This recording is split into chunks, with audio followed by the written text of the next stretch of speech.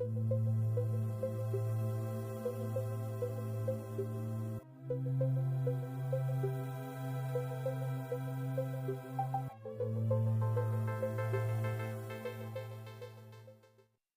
month went by before Andy said 2 words to somebody. As it turned out, that somebody was me. Vagina boob.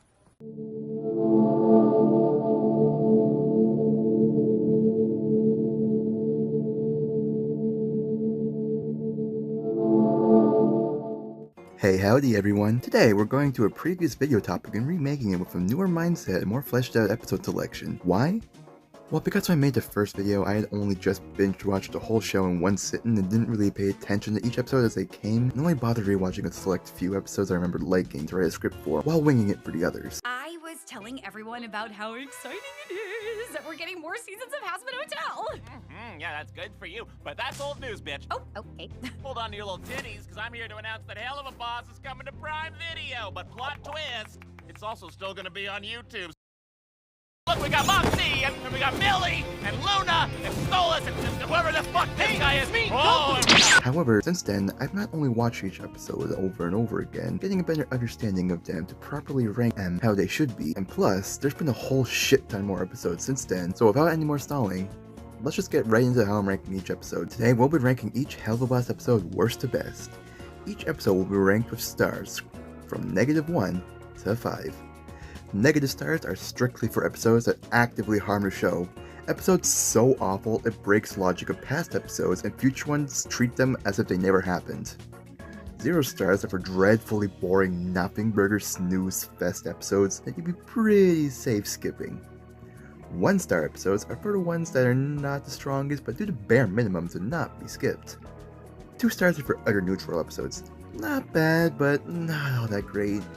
3 stars are for the okay episodes, little fun stories that make you feel happy while watching them, but isn't all too groundbreaking or really necessary for the show, in some cases. 4 stars are for the great episodes that help define the voice of the show and are the more iconic ones of the bunch. And lastly, 5 stars are simply for my top personal favorites, whether that happens to be some of the more fan favorite episodes, some of the more objectively best episodes, or simply guilty pleasures. It's all fair game.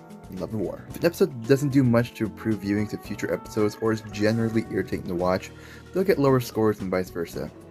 With that out of the way, let's get off. Okay then. With that out of the way, let's start off with the worst in... Hey, Stolas, so your daughter came by, took your book, and teleported off to who the fuck knows where, and we have no way of getting either of them back, okay? Okay, good talk, bye. Wow, that actually went better than I thought. Now this is it. The black sheep of the show. I'm dead certain this episode is no longer canon, given it disregards everything in both season finales of season 1, as well as never being mentioned or making sense in context of future episodes. This episode is so bad, I'm pretty sure Luna was deliberately shadow written out of the show. Still there physically, but without a speaking role for the next 7 episodes. I say this because it's probably not a case of the voice actor not coming back, as Luna and Millie share an actor, but I could be wrong there. Luna goes from this... I had a really shitty day. Oh yeah? Is that why you drank like 5 gallons worth of who knows what? Fuck, Fizz was right. I'm gonna die alone, aren't I? Just a wrinkly, old, weathered waste. Will you be there, Looney? Be where? It's lonely. I'm gonna die alone. I'll be there, Dad. Now go the fuck to sleep, okay? to death. Honey, wait just a... Shit! Looney, please, can we talk? Fuck! Oh, I mean, wow, a good throw, honey. I'm so proud of you! Which is just lovely to see. Stolas does this. Splits, if your performance on stage is half as good as it is in bed, you'll leave them breathless. After his last interaction with Blitz ended like... Stolas, don't act like what we have is anything but you wanting me to fuck you, okay? You make that really clear all the time. Honestly, this is all I really need to show you to prove how contradictory this episode is. But even that's his own thing, it's not the greatest. Firstly, the conflict is Octavia gets mad at Stolas for not keeping his promise to take her to a meteor shower due to divorce stuff and steals the grimoire from Blitz in order to... Take me to see the stars.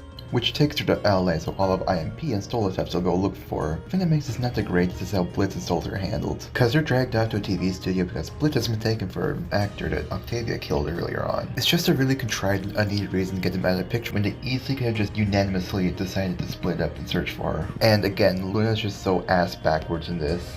Everybody's got issues, especially dads. And sometimes they fuck up. Well, all the time. That doesn't mean they don't care. Try to cut your dad some slack. He may not always get it right, but he's trying. That's more important than you think. Luna! Oh, Luna, my sweet baby girl, I'm so sorry. I'll never replace you no matter what you do. You're good. And before anyone says, oh, maybe this takes place before August the Queen Bee, no it doesn't, because it is. Good night, Blitz. Night. I cannot do this anymore. I want you out. Now. We are getting the divorce. It will be there shortly. Of course they're being careful. All around a true shit show of an episode. You know, Stolas, I spent the entirety of this morning listening to love ballads. And that was still the gayest thing I've heard all day! So I consider Seeing Stars to be the worst episode by default, since it ruins the season finales of season 1 and acts contradictory to future episodes. However, Apology Tour is my personal least favorite episode of the show. Like, I can barely sit through it. It's super infuriating to watch. All I see when watching this episode is someone get punished for no good reason. Stolas was the one who trapped Blitz in a sexual arrangement for the grimoire when Blitz didn't want to and constantly made him uncomfortable with his endless sexual remarks and outbursts. And when he decided to free Blitz from it, he did it in the worst way possible by trying to make it some grand movie moment and presenting him with an Asmodeus crystal and monologuing about love and feelings, things of which to go against Blitz's self-esteem issues, making him think Stolas is doing some kind of roleplay and misunderstood. So when Blitz started reciprocating in the way he thought appropriate, Stolas just gave up immediately, and when Blitz got understandably confused, Stolas just refused to elaborate, to let Blitz process, and will tried walking away, giving us this awful line. I have wanted you for so long. The fact that you couldn't believe that I might have these feelings about you, that your first instinct is that it's always about sex. Gee. Now, I'm calling the only man who can me. What? Who can protect me? Us. I wonder. I was thinking, what if we worked out some kind of exchange? Favors for favors.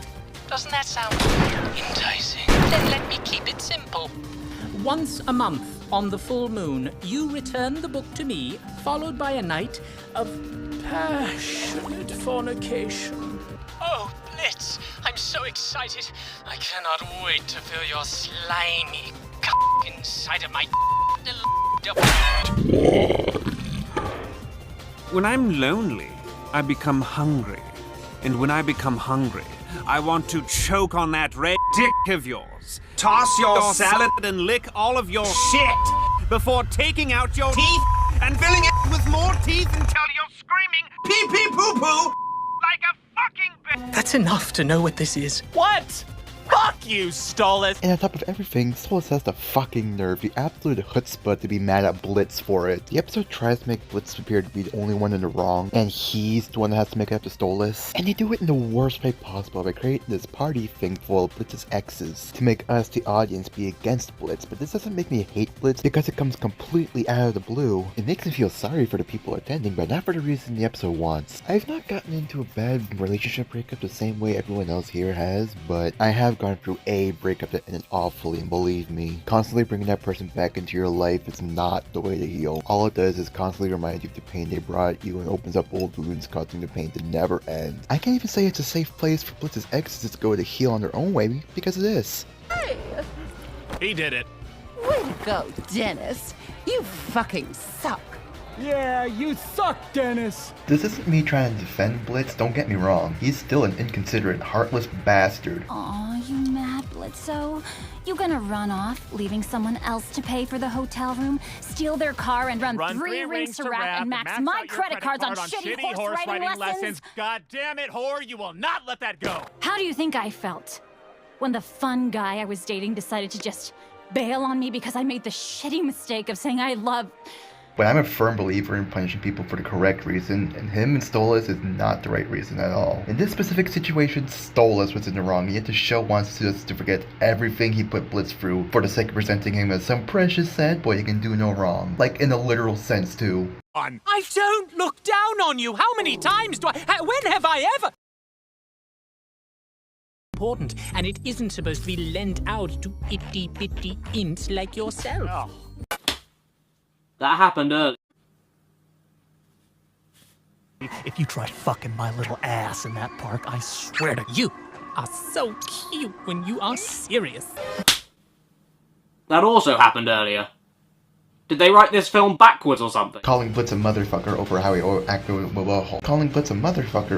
acted about the breakup. Like, imagine being in Blitz's situation, where you're constantly sexually harassed and have to routinely fuck someone just so your entire livelihood can even exist. And then you're just randomly freed from it, like, bye-bye, see you later. Then you get upset over it, and then you get called the asshole for it. With everyone siding with your sexual harasser, you'd probably be pretty upset too, I think. Again though, Blitz isn't completely innocent here, as he did fuck over many people. Just not fucking Stolas! This episode should have focused more on him and Verosika like it did briefly at the end, and that's the only good part about it. But as it is now, it sucks super shit. But the absolute worst part about this episode is that it's essentially useless, since 2 episodes later, everything in here may as well not have happened. However, this episode is ranked above Seeing Stars because it at least leads into a future episode, making it not 100% waste of your time. But if that's the only positive I can give it, it just speaks volumes of its quality.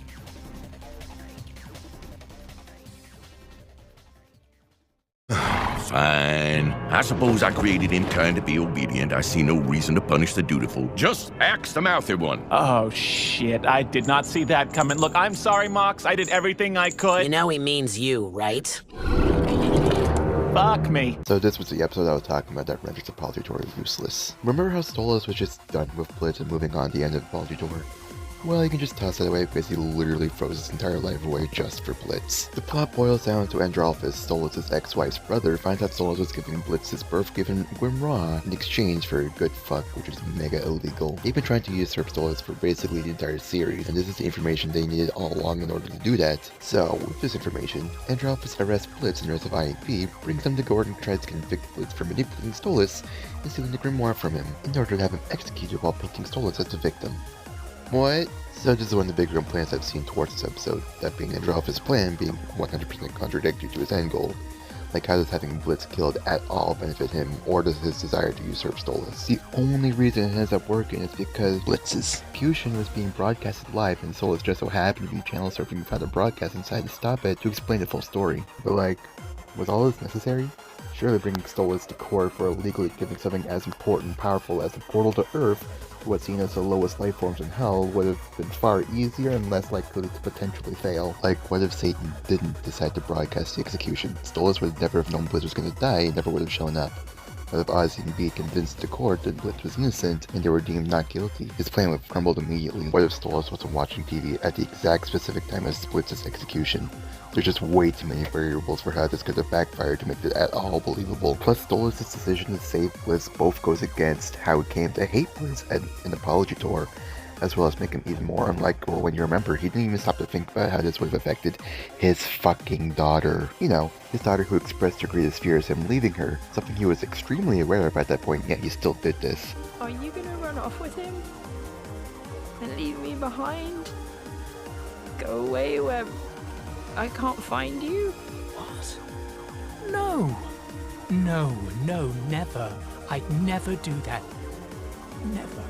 Octavia wasn't even a thought in his head until after he told he would not be executed, which he assumed off the jump, meaning he was more willing to die for someone he broke up with and came to hate, over being there for his fucking kid. That's not even to mention his song explaining his side of the story, which hands down was the most forced inclusion of a song in any episode yet. I am about to explain everything in the only way I know how. Song! Yes! Yes! Who's this? Who is it? And on top of everything, this episode has the audacity to introduce a random character never before seen in the show, and acts as if they were there from the beginning, but even though it makes no sense. If this guy was here from the start, where was he when Stolas' life was in shambles and he was all alone in his home? At least with all the other introduced characters, it's just the rest of the fucking sins, minus Pride for some reason, one of which including Satan. The best part of the episode is a little nod to Lucifer from Hazbin Hotel, connecting the two shows for the first time since the pilot. And one of the worst parts is that they go and make Stryker lame, turning him from a hyper-cool sexy man to a bumbling over can you remember simple line. The episode pretty much ends with Stolas being stripped of everything but the clothes on his back and being handed to Blitz, with them going back to his apartment and live together now. Blitz gave a big ass speech earlier that made him quite popular as well as rendered public enemy #1. When the episode first came out, I didn't see anything wrong with it.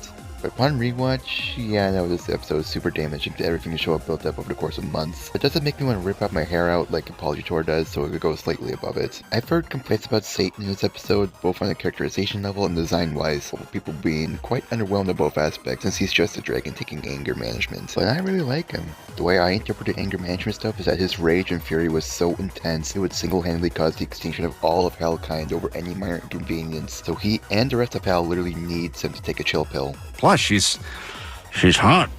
Yeah, she is. I bit my lip off. That's about it, really.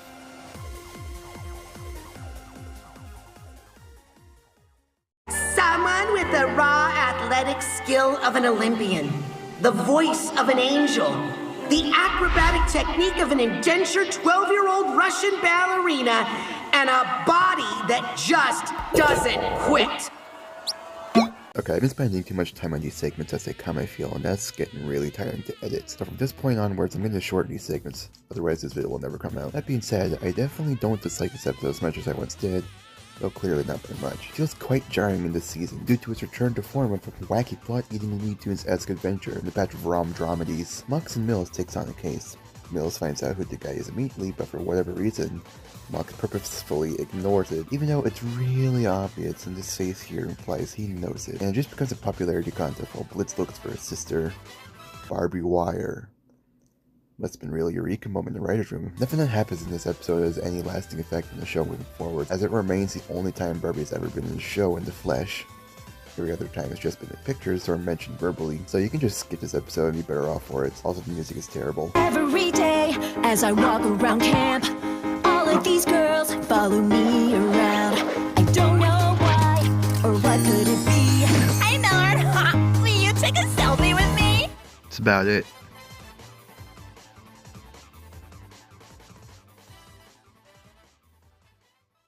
I've never been in love before.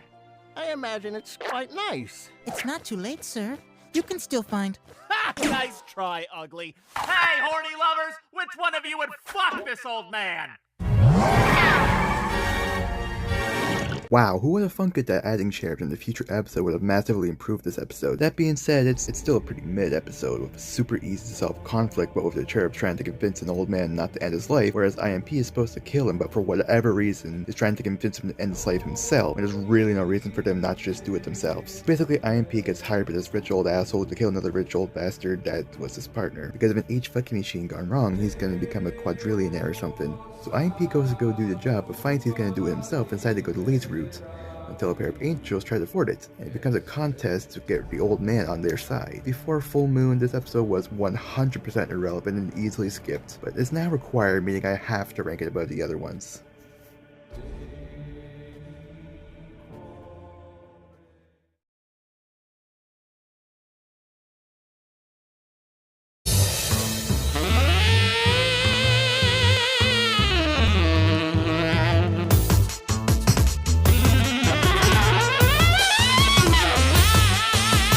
Hey y'all, if you made it to this point in the video, then a huge special thank you from me to you. It really means so much that you cared enough to hear me moan about my least favorite episodes of a TV show everybody hates. And again, this was just a brief look into a much bigger project, which you'll unfortunately have to wait longer to see. But thankfully, this opens me up for other video projects, so look forward to more of those. Anyway, you've heard me yap for long enough, but to make up for it, have a sneak peek for the next part of this.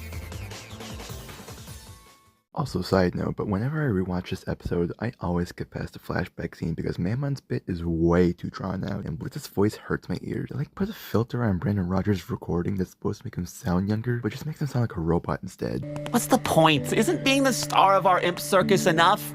Plenty of people already know who you are, Fizz. You don't need to go work for Mammon like some creepy mascot. Well, he's definitely something all right. I mean, I don't know. Was it worth all our savings just to have him put on an overhyped commercial and then bitch about taxes and then assault us with clowns, vomit and pass out on stage? Hey, shit, Dick, beat it now or I'll make you swallow your fangs. Cheese and hot sauce, Fizz. Your fans or something else? I think if anyone's gonna be the new clown face on everything, it'll be you, Fizz.